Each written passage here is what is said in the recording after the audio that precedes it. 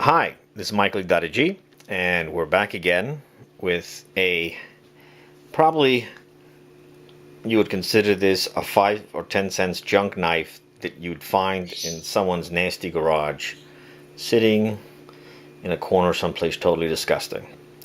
So what we did is we sharpened this, and let me get the paper. Of course, I don't have it next to me right now. Okay, I'm back. Here's the paper. And we spent literally, I'd say, I don't know, 8 minutes total sharpening this. We went from a 400, 1000, and then after that we went to the strop. So let's just look at that. I mean, this is ridiculously sharp. And again, in less than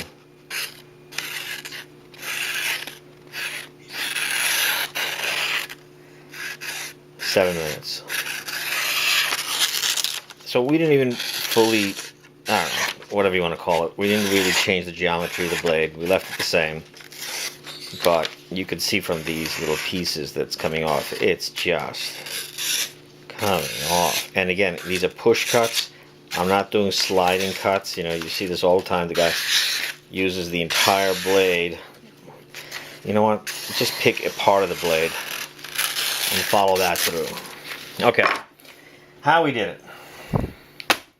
Lousy magazine, 400, 1000. So, you know, if your knife is really bad, you know, use a coarser grit, but let's just start with 400. You'll eventually get to the profile you want. The idea is, we know that a straight upright is 90 degrees. We know half of that is 45 degrees. A little bit less than that, you got 30 degrees, and then you can go lower to get 15. Now, a lot of these guys get crazy with degrees, but you know what? It's not that important. Not that important. I mean, look what I'm doing. I'm just sliding this across. See the blade, the direction? We never go forward, we always go back. And am I counting exactly how many? No. I'm just going to keep on going. So this is going to give you your convex edge. The problem with stones is you can't get a good convex edge. You can get like a triangular type edge, and then you'll have a weaker blade, because if it comes at if the convex kind of rolls in a bit, and you know, I can't show you here, and I don't really want to draw. So we know this is 400 right now. And I took off the edge that was on it. Now it's gone. So then we grab the 1000, and this is probably not even 1000. And this is probably, I'd say, a good 2 years old. This is not even a new piece of sandpaper. So anyone that says, "Oh, I gotta get a really new piece of sandpaper," you know what? You don't. The idea is try and keep the same angle. I'm not even counting how many times I did. Okay? And now we're ready for the strop. You've seen other people do this all the time. We don't do it that way. We do it a different way. We hold this in our hands and we rub across the top. Hold this in our hands and rub across the top. I've seen some of these guys with these crazy methods that they're really close to the blade. You're so far away from the blade right now. That's all we're doing. Look what we're doing. Back and forth. Now, I didn't do a tremendous amount. The geometry was whatever the knife was, you know, 10 minutes prior to this video, or 7 minutes prior to this video. And we're just hitting it with a strop. That's it. Now, this is a junky knife. This is really a crap knife. So this is kind of like in the face of all those guys that buy all these ridiculously expensive knives. Granted, they'll hold an edge longer, but at the end of the day, this is what we're talking about. You know what? Let me hit it again. Maybe it needs a few more. Now, the reason why our strop is a little different is that it's loaded with our compound. It's a rouge-based compound, and this compound also does something, puts micro hair type Yeah, there we go. Now we're talking. We can do this all day. I love when guys sharpen knives and they only show you like one little itty bitty or 3 slices. And when they do those 3 slices, they edit it. We never edit. The video has no pauses. This is actually my first take. All my videos are pretty much first take. You know, and even before, when I was getting this knife, I was outside cleaning beehives with it. And then I said, you know what, this is a nice knife to use for cleaning the wax off beehives. And I'm like, you know, let's do a video on it. I don't know where I got it. I got it some either auction or it was in a box somewhere. I mean, look at how we're doing this. We're just going down and just scooping. We're just scooping.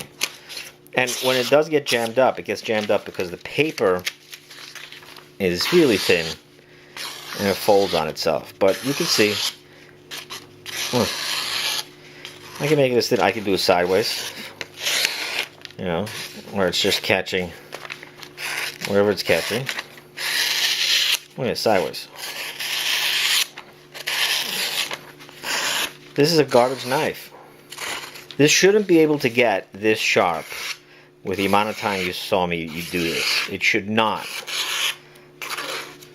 Not to the point where it's so smoothly cutting. And look, and you even saw it when it didn't even come up to the full sharpness. I just hit it for another 2 seconds. Or not a few seconds. So let's do some more. Will this improve? Oh yeah. And as far as the stropping goes, it's easy. You have more control. There's a reason why this is better. And if anybody can tell me the reason, I'll agree with you. I'll tell you. But there's a reason why doing it like this is better than how you see most people do the strop. This is much better. It gives you better results. You can maintain a better geometry. Alright, so now we just did this again. Is it better? Yeah, it's the same. Well, maybe a little bit better. It's just sometimes when the paper starts folding up on you. Look at that. And we're not going fast. I mean, we can do this all day. I mean, look. Again, we can do this all day. Maybe I'll make a music video with this too. Music in the background and just slicing and slicing. Again, this is the same knife that we just, you know, just put a little edge on it. And it's still cutting. You can cut little pieces. I can sit there and cut little pieces all day. And again, this is our sharp tooth compound. You know what it is? Sometimes where the way the paper catches, I can't hold it stiff because the paper is really thin.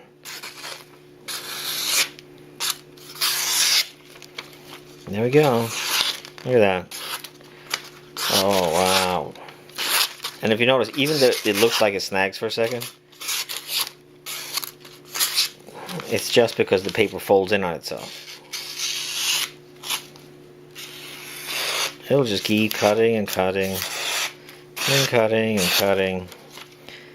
And this is what our sharp tooth compound will do for you. And get another piece of paper. And look at that. So, you know, we'll be putting out other videos, other knives.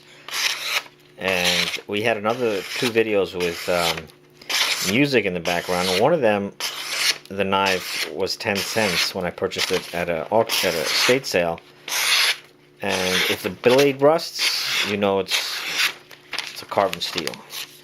So this is just a 1095 or some equivalent. Somebody, I don't know if somebody made this by hand or, but it's not the best knife in the world. And also, if I run my nail across it, I didn't get out all the marks. Like right here, there's a nick I didn't get out, and probably here. So there's still a couple of nicks on this blade. I didn't even get rid of those. All I did was just hit it with the 400 sandpaper and old 1000, and And this is all, that's all it is. And the strop, of course. So, you know, you guys like to buy expensive stones, all that stuff. You need a thick magazine. And what happens as you go across, the magazine gives a little, and that giving that it does creates your convex edge. So you didn't see me count numbers, how many times, and they probably weren't equal amount of times on each side. But all you gotta do is just be consistent. Look at this, all day. And if you saw the videos, some of the knives are pretty fat that I use. So when you're using a fat knife, it's even harder to do this, like the Bark River, because the knife is so fat, and it gives you resistance because of the width. The width gives you resistance. But that's it. I hope you enjoyed the video. And mirror, mirror on the wall, who makes the sharpest knives of them all?